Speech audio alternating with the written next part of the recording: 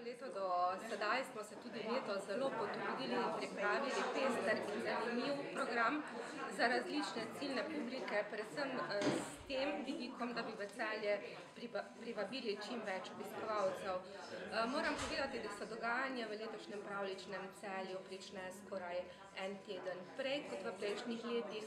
Tako pričenjamo že to nedeljo 30. novembra, ko bomo ob 17. uri popoldne na glavnem trgu prižgali praznično razsvetljavo mesta Celja.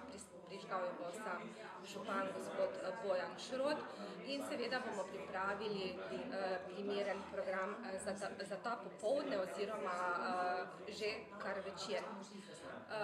Programski sklop pravljičnega Celja smo nekako razdelili na tri dele in sicer do 6.12. se program odvija v pričakovanju samega Miklavža, tako da bo zelo zanimivo predvsem za naše najmlajše obiskovalce, pa tudi njihovi starši bodo verjetno našli kakšno zanimivo za sebe.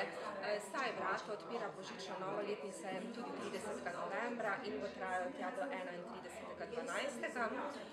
Ta prihod Miklavža bo 5.12., kjer bomo naše najmlajše in pa seveda najbolj pridne obiskovalce tudi obdarili.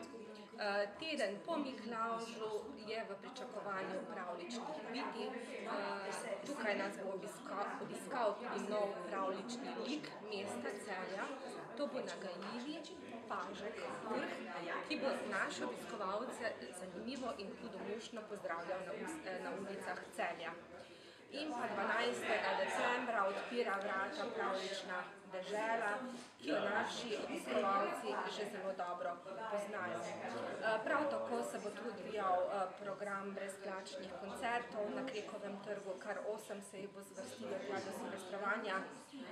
Ne bi jih posebej naštevala, vabim vse naše obiskovalce, da si pridobijo programsko knjižico in pa da obiskujejo naše spletne strani, kjer bo program objavljen.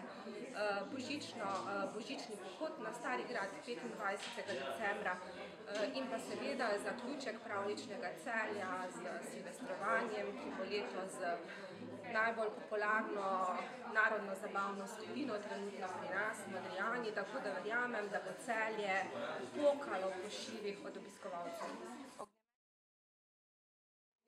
Tudi letos, kakor že vrsto let prej, ne bo nekako zaradi finančnih sredstev in pa tudi ekološke ozaveščenosti naše občine. Verjamem, da obiskovalci ognjemeta sploh ne bodo pogrešali, saj bodo Modrijani poskrbeli za vroče in pa ognjemetno vzdušje.